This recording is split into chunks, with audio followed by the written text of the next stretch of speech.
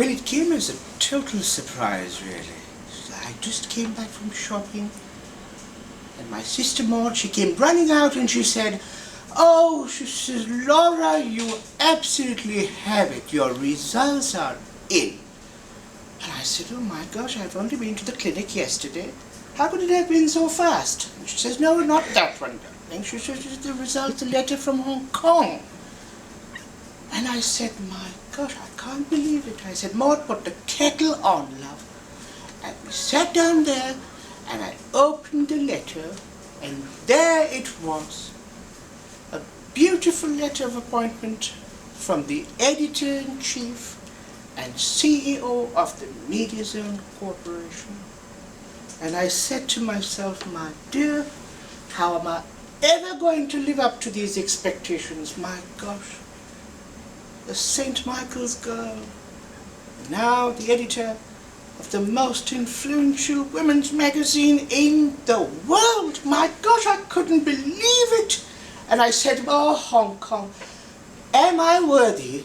My teachers would always say, "Laura, you go very far in life, my girl, because you have a can-do attitude." As so many of my late husbands used to say, "Oh, Laura, you're unstoppable."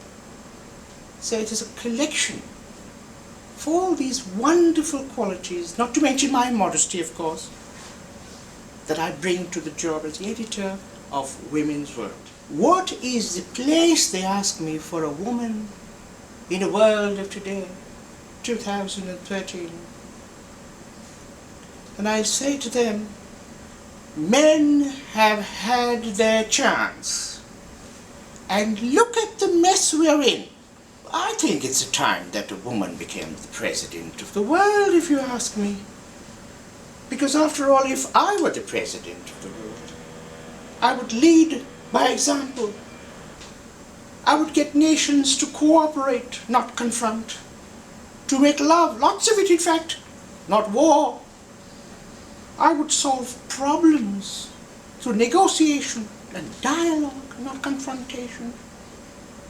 And I think that is what the world needs today. It needs a woman of power, a woman of grace, and a woman who understands what needs to be done and get the job done. Just because I'm a woman, just because I have got this job as the managing editor of Media Zone's international, may I remind you, Women's World magazine, I am being typecast as a lesbian. I find that very offensive. Let me put it on record. Let me say it now, and let me say it clearly. I'm just as good as the girl next door. I enjoy a bit of cock now and then, absolutely. Absolutely. There's no question about it. After all, why shouldn't we have gay readers? I mean, just think about it. What sort of discriminatory world are we living in? I'm the last person to discriminate against anyone who wants to read Women's World. Because I put this question to you. If a young man wants to lie in his bed amidst the silken satin sheets, in the privacy of his own bedroom, may I remind you, and spread his pages of a cookery book, how am I to object?